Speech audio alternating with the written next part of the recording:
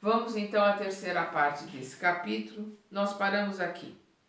Em verdade, não há total esquecimento na crosta terrestre, nem restauração imediata da memória nas províncias, nos campos de existência, que se seguem naturais ao campo da atividade física. A gente não tem total esquecimento. Nós mantemos os aprendizados ou mantemos os traumas, né, as cristalizações. Todos os homens conservam tendências e faculdades que quase equivalem à efetiva lembrança do passado.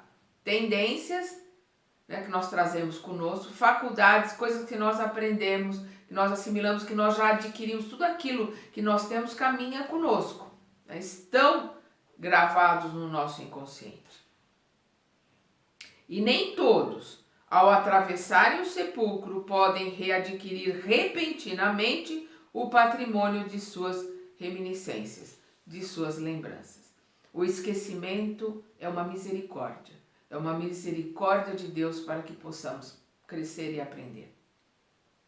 Quem demasiado se materialize, demorando-se em baixo padrão vibratório no campo de matéria densa, não pode reacender de pronto a luz da memória. Se nós estamos materializados e embrutecidos por causa disso, como é que nós vamos reaver a nossa memória? Vai ficar muito mais difícil para aprender e para crescer. E pelo esquecimento, os nossos méritos são maiores quando a gente, por vontade própria, se modifica e não por imposição da dor lembrada do passado.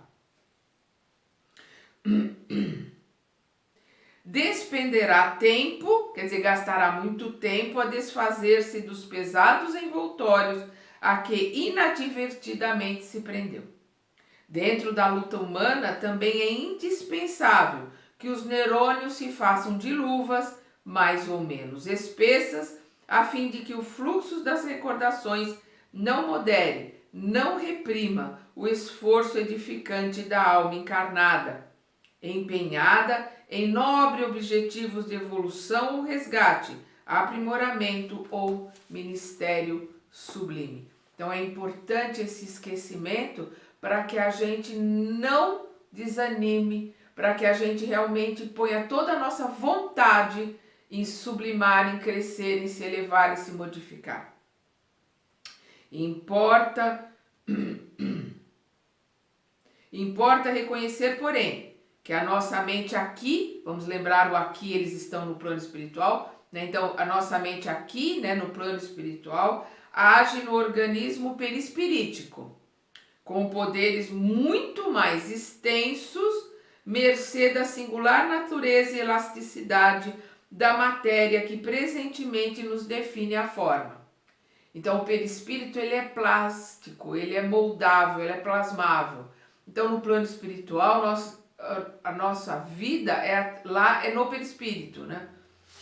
O corpo encarnado é muito denso, é muito pesado, muito duro, né? A gente tem muita dificuldade com ele. No plano espiritual, com o perispírito, nós temos mais facilidade para trabalhar com ele, para moldá-lo.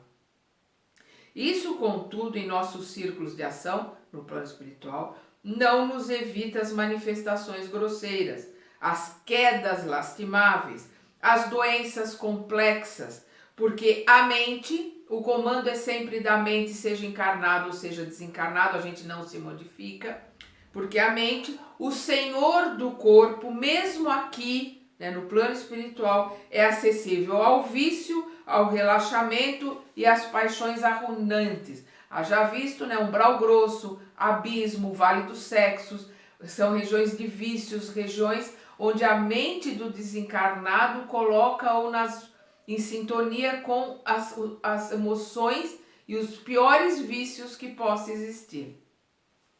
Nessa altura das elucidações, arrisquei uma pergunta no intervalo que se fez espontâneo. Como interpretar de maneira simples as 3 regiões da vida cerebral a que nos referimos? O companheiro não se fez rogado e redarguiu. Nervos, né? Vamos lembrar que ele dividiu em 3 partes? né? O porão, o primeiro andar e o segundo andar, nervos, zona motora, segundo andar, lobos frontais, terceiro andar. No corpo carnal, traduzindo impulsividade, experiência e noções superiores da alma. Constituem campos de fixação da mente encarnada ou desencarnada. Não faz diferença se está encarnado ou se está desencarnado, o processo, assimilação, é tudo igualzinho. Esse corpo é só vestimenta. A demora excessiva num desses planos, com as ações que lhe são consequentes, determina a destinação do cosmo individual. Então, se a gente fica parado no instinto, tá ali, comendo, bebendo, dormindo, procriando. Tá no instinto, não tá muito diferente na vida anterior do animal. Se fica parado na materialidade, ter, conseguir, consumir, tá ali perdendo tempo.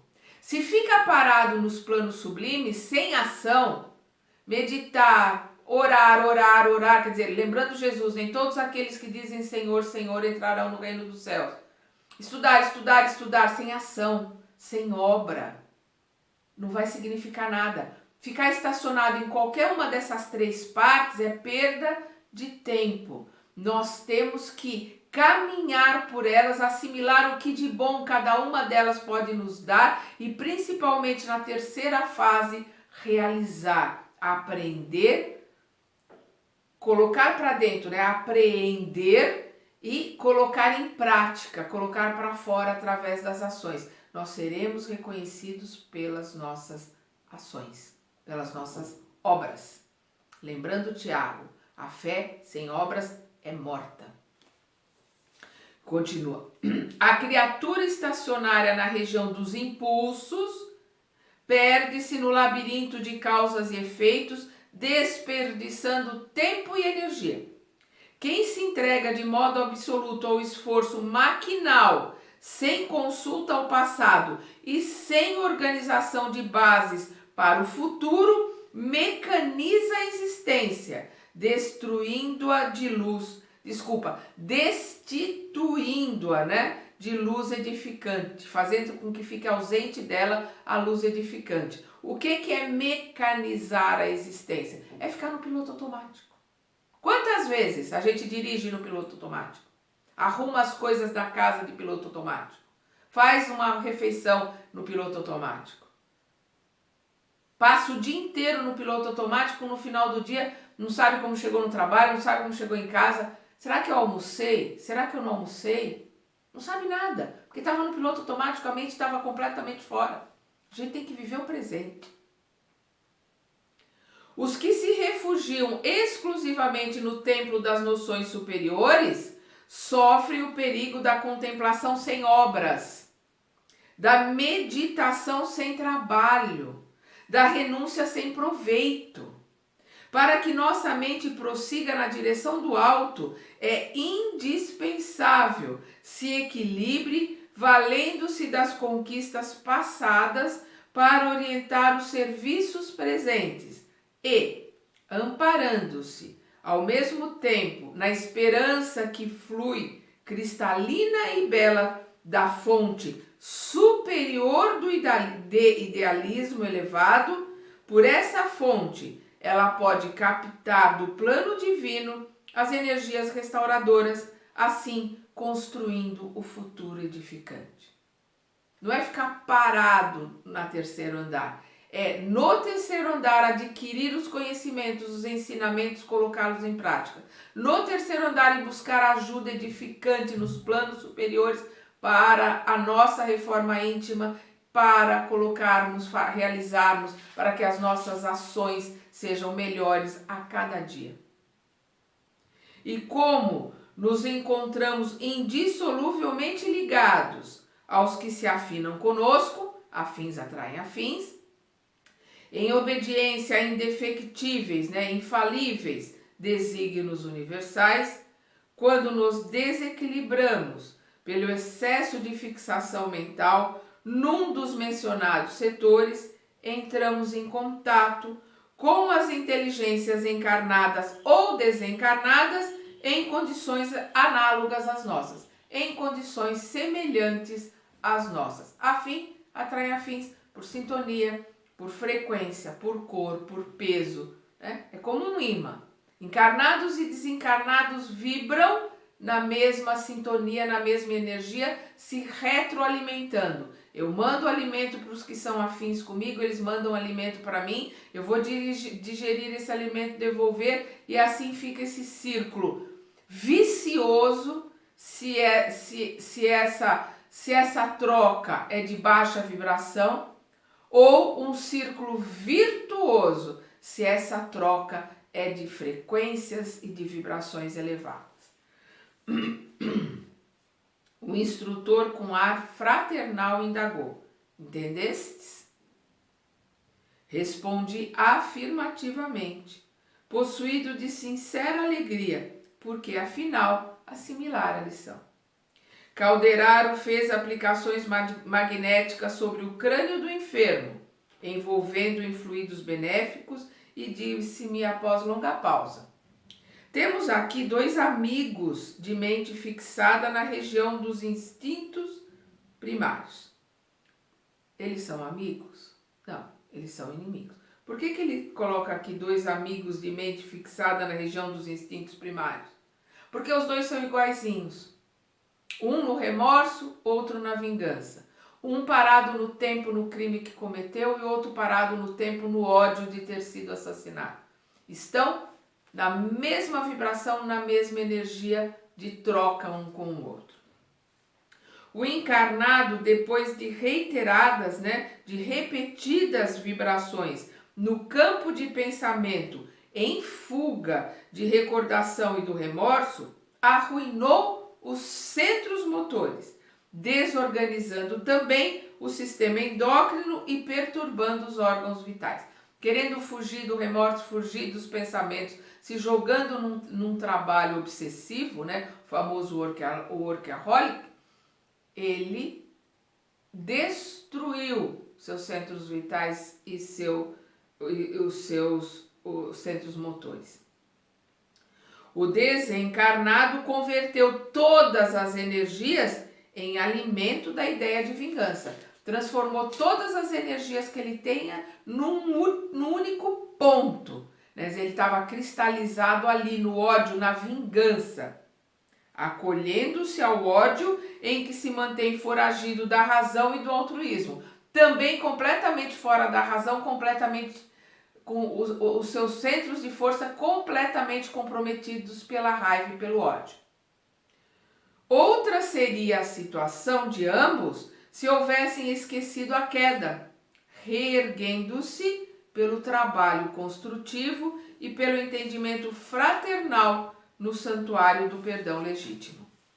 O assistente deixou perceber novo brilho nos olhos percussientes e acrescentou: segundo verificamos, Jesus Cristo tinha sobradas razões recomendando-nos o amor aos inimigos e a oração pelos que nos perseguem e caluniam. Jesus o tempo todo sabia do que nós necessitamos para crescer e para melhorar. Por isso vigiai e orai. Por isso amai ao próximo como a ti mesmo. Por isso perdoai os vossos inimigos enquanto eles estão convosco. Amar os nossos inimigos. Talvez não a gente colocar o gostar, pelo menos, tentar não odiar os nossos inimigos. No nosso estágio de evolução, amar ainda está muito longe. Mas não odiar, não desejar o mal. Gostar menos, tudo bem, é o caminho, gostar menos. Mas sair da frequência do ódio, da mágoa, da vingança, isso só faz mal a nós. Não é isto mera virtude, quer dizer, amar, perdoar os inimigos, Oração pelos que nos perseguem e caluniam, não é mera virtude, senão princípio científico de libertação. Olha a colocação que ele faz. princípio científico de libertação do ser, de progresso da alma, de amplitude espiritual. No pensamento residem as causas de todas as coisas, de todos os problemas, de todas as soluções, de todas as doenças, de todas as curas. Tudo está no pensamento. É o pensamento que nos comanda o tempo todo, encarnados e desencarnados. Época virá em que o amor, a fraternidade e a compreensão, definindo estados de espírito, serão tão importantes para a mente encarnada quanto o pão, a água, o remédio. É questão de tempo. E os tempos estão chegando, né? As coisas estão caminhando para a mudança. Lícito, correto, é esperar sempre o bem, com o otimismo divino. A mente humana, de maneira geral, ascende, quer dizer, se eleva para o conhecimento superior, apesar de, por vezes, parecer o contrário. Parece só o contrário. É o que a televisão, que os meios de comunicação querem nos fazer crer, que está tudo dominado, que está tudo ruim. Não, porque o ruim vende, o ruim dá ibope. Eles trabalham muito influenciados pelos nossos irmãozinhos instigantes que se alimentam do medo. Nós temos que ter um outro olhar para o quanto já evoluímos. Há menos de 200 anos atrás a gente saía para comprar um escravo. Há menos de 200 anos atrás existia o duelo para defender a honra e era considerado normal. O suicídio era uma forma de morte elevada. Aqueles que tinham honra, em nome da honra, se suicidavam. E eram, nossa, olha que maravilha, que ser superior. Hoje a gente tem a verdadeira ideia, a verdadeira conotação do não matarás da lei mosaica, que é em todos os sentidos. Não se mata o mineral, não se mata o vegetal impunemente, não se mata o animal, não se mata o homem, nada se mata. A gente tem que saber conviver com tudo dentro de uma fraternidade e dentro de necessidades mínimas. Vivermos da forma mais simples e machucarmos a natureza o mínimo possível para podermos conviver com ela. Em seguida, permaneceu Calderaro longos minutos em vigorosas irradiações magnéticas que, envolvendo a cabeça e a espinha dorsal do enfermo, se me afiguraram fortemente repousantes. Porque em breve o doente, antes torturado, se abandonava a sono tranquilo, como se sorvera suavíssimo anestésico. Dentro em pouco, encontrava-se em nosso círculo, ali no círculo espiritual, temporariamente afastado do veículo denso, tomado de pavor perante o verdugo, perante o inimigo, o carrasco implacável, que se mantinha sentado impassível, frio, num dos ângulos do leito. Ele só via o carrasco, ele só via ali aquele a quem ele assassinou, que era o seu obsessor, por direito, ali. Ele não via nem o André, nem o Calderaro. Verifiquei que o enfermo não nos notava a presença, qual acontecia com o algoz em muda expectativa. Contava como certo que o assistente os cumulasse, os enchesse de longas doutrinações. Calderaro, porém, guardou absoluto silêncio. Não me contive, interroguei-o. Por que os não socorrer com palavras de esclarecimento? O doente parecia-me aflito, enquanto o perseguidor se erguia agora mais agressivo. Por que não sustar, não impedir o braço cruel que ameaçava o infeliz? Não seria justo impedir o atrito que acarretaria consequências imprevisíveis ao companheiro hospitalizado. Olha que interessante, a gente está vendo aqui o André Luiz tomando partido. O coitado, o hospitalizado, o doente.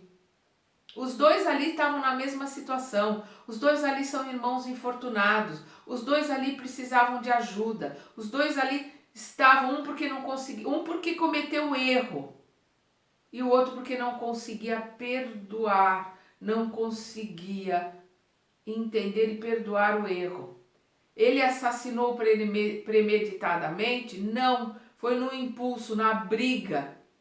Isso diminui o seu erro? Não. Justifica o erro? Não. Mas é uma forma da animalidade, aquele instinto, aquelas coisas que estão lá dentro virem à tona e o homem passar o resto da vida se arrependendo, com remorso. Mas aí quando a gente vê a diferença do remorso e do arrependimento, ele não teve arrependimento suficiente para se modificar, se transformar num homem melhor. Ele só teve remorso, que é aquela culpa e ficar rememoendo, ressentindo, como se isso apagasse o erro, porque o orgulho é tão grande que ele acha que o magnânimo sofrendo, ele está apagando o erro. Não, isso é fruto do orgulho.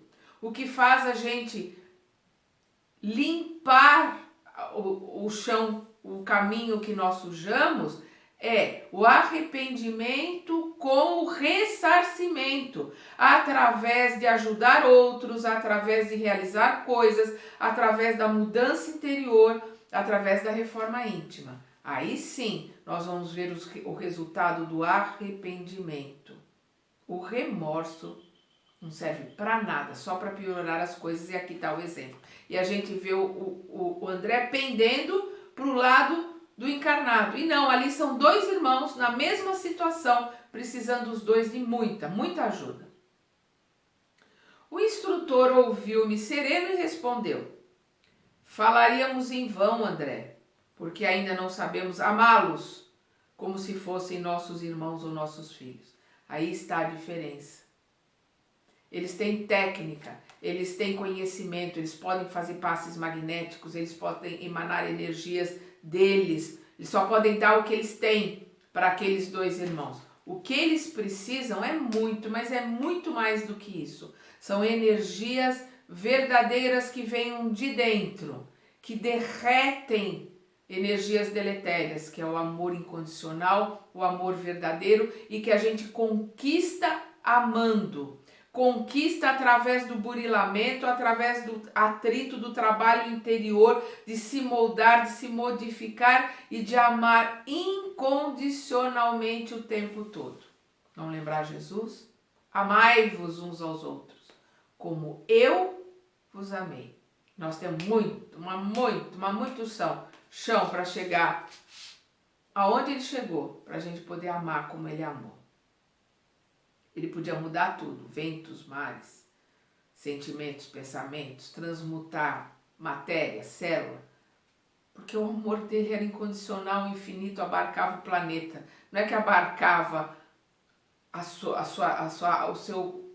o seu exterior, não, abarcava o planeta. É outra história, né? Vamos lá. Falaríamos em vão, André, porque ainda não sabemos amá-los como se fossem nossos irmãos ou nossos filhos.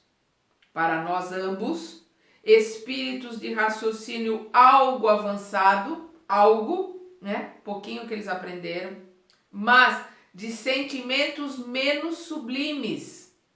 São eles dois infortunados e nada mais. Para eles são dois infortunados e nada mais. E a gente vê que para o André, ele está com uma tendênciazinha ali de achar que um precisa mais do que o outro. Damos-lhes no momento o do que dispomos. Cada um só dá o que tem. Isto é, intervenção benéfica do campo dos seus sofrimentos exteriores, nos limites de nossas aquisições do domínio do conhecimento.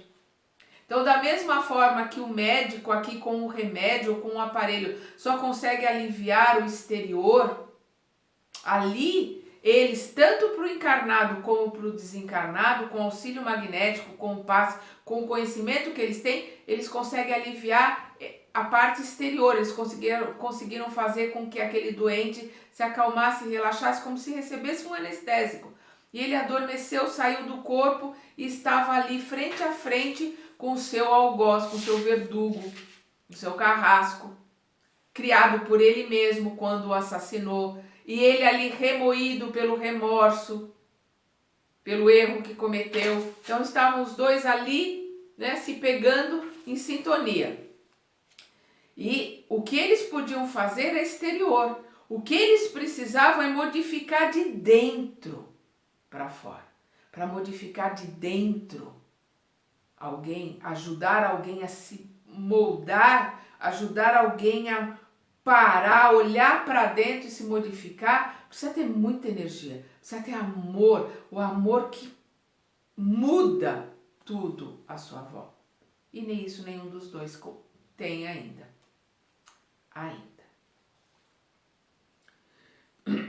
Olhou para a grande porta próxima e acentuou.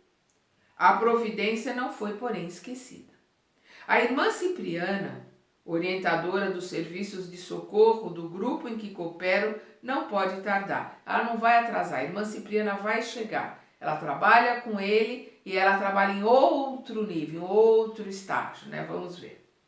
Mais alguns instantes, durante os quais o verdugo e a vítima reciprocavam palavras amargas, e o prestimoso mentor prosseguiu. Estavam os dois ali, um xingando o outro, um brigando com o outro, no que eles fizeram a vida toda, né? Lembra-se de perseguir, acho que é assim que se pronuncia, né? Um cientista. Sim, recordava-me de modo vago. Fez-se em meu cérebro uma livre associação de ideias, rememorando estudos que levara a efeito sobre certas realizações de Charcot, outro cientista, né, médico e cientista francês. Não podia, entretanto, especificar particularidades, porquanto a psiquiatria não fora meu campo direto de trabalho na medicina. Tornou Calderaro solícito. De perseguir, foi dos primeiros magnetistas que encontraram o sono revelador, em que era possível conversar com o paciente noutro estado consciencial que não o comum. Desde então, a descoberta impressionou os psicologistas. Com ela, surgia nova terapêutica para o tratamento das moléstias nervosas e mentais. Entretanto, para nós neste lado da vida, quer dizer, para eles que estão ali no mundo espiritual, o fenômeno é corriqueiro. No mundo espiritual, o adormecer, o magnetizar e adormecer é corriqueiro, é normal. Diariamente, milhões de pessoas adormecem sob a influência magnética de amigos espirituais a fim de serem auxiliadas nas resoluções inadiáveis. Vamos lembrar André Luiz? A hora que ele se arrependeu, que ele fez uma oração de coração, ele pôde ver o Clarencio, que estava ali, sempre estava ali, mas ele não via. Ele pôde ver porque ele derrubou as escamas, como Paulo de Tarso lá com o seu benfeitor em Damasco, que as escamas caíram, né, para que ele voltasse a enxergar. Ele ali passou a ter olhos de ver e pôde ver o Clarencio. O que o Clarencio fez? Energizou magneticamente, deu um passe no André, ele adormeceu e acordou no hospital. É isso que ele está dizendo. No plano espiritual se usa o tempo todo o adormecimento, o sono reparador, o sono que tranquiliza, para poder auxiliar, para poder energizar. A gente vai ver esse sono, esse adormecimento no nosso lar, nos mensageiros, no Missionários da Luz. O tempo todo nós vamos ver esses irmãos adormecidos recebendo energias magnéticas, energias reconfortantes, energias que fazem com que eles possam se melhorar enquanto estão nesse sono reparador. E por que não tentarmos o esclarecimento verbal agora a esses nossos amigos? O André insiste. Insisti ansioso por minha vez, observando os infortunados contendores, aqueles adversários ali brigando, que se trocavam insultos e acusações. Porque se o conhecimento auxilia por fora, olha o que o Calderaro está colocando. Se o conhecimento auxilia por fora, só o amor socorre por dentro, acrescentou o instrutor tranquilamente. O amor de verdade, o amor incondicional, o amor verdadeiro. Com a nossa cultura, retificamos os efeitos. Quer dizer, com a cultura, com o conhecimento, com o aprendizado, se corrige os efeitos, quanto possível. E só os que amam conseguem atingir as causas profundas. Então, o que eles conseguem fazer ali é mais ou menos o que os medicamentos fazem conosco. Ele tira a dor de cabeça, mas ele não cura a causa que gerou a dor de cabeça. Os remédios diminuem, curam um tumor, ou um abscesso, ou uma ferida, mas na maioria das vezes não cura aquilo que gerou o tumor, o abscesso. É isso que ele está colocando aqui.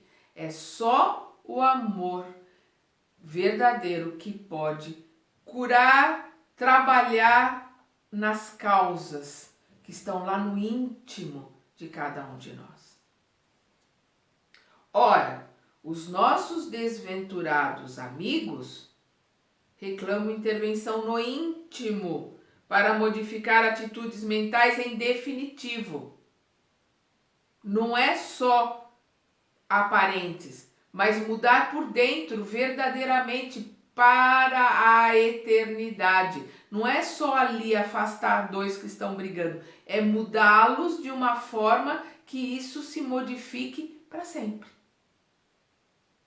E nós ambos, por enquanto, apenas conhecemos sem saber amar. Olha a colocação de Calderaro. André ali naquele aprendizado, Calderaro já um espírito superior, um mentor ali, ajudando o André, ajudando outros, coordenando um grupo, reconhecendo a sua humildade, colocar que tem conhecimento, mas não sabe amar.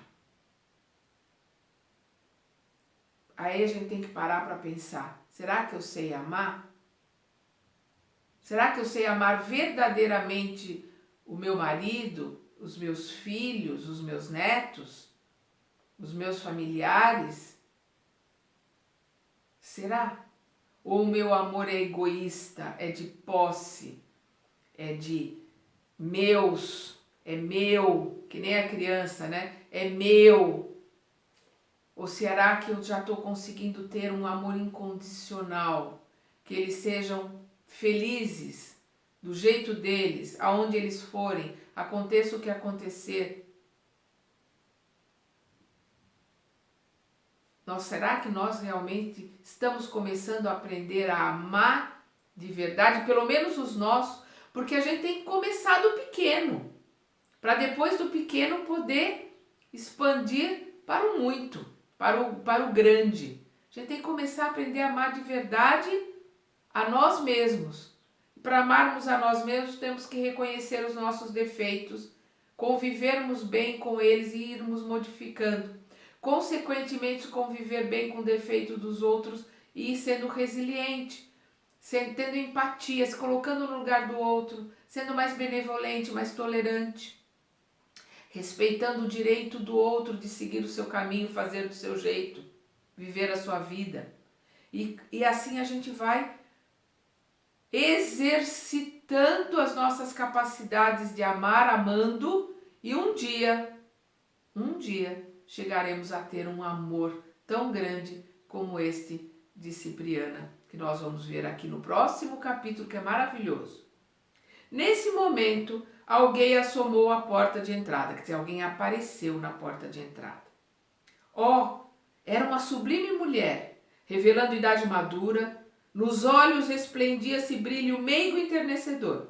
Curvei-me comovido e respeitoso. Calderaro tocou-me o ombro de leve e murmurou meu ouvido. É a irmã Cipriana, a portadora do divino amor fraternal que ainda não adquirimos.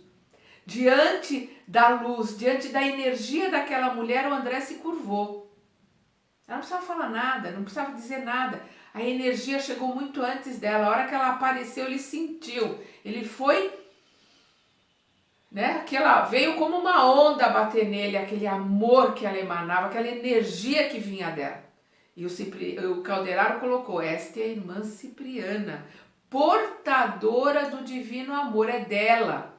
Ela conquistou através do tempo,